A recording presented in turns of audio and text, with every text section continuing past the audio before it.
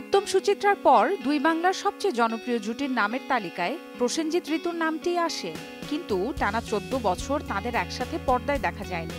ভক্তদের মনে এই নিয়ে ছিল নানান প্রশ্ন।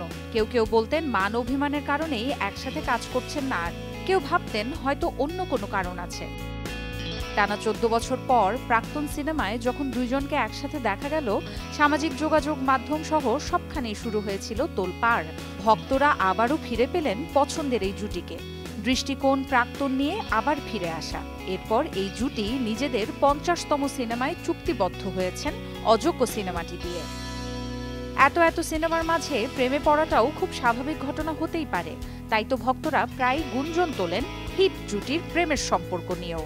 ভারতীয় সংবাদ মাধ্যম TV9 বাংলায় এক সাক্ষাৎকারে সেই প্রশ্নের উত্তর দিয়েছিলেন ঋতুপর্ণা সেনগুপ্ত।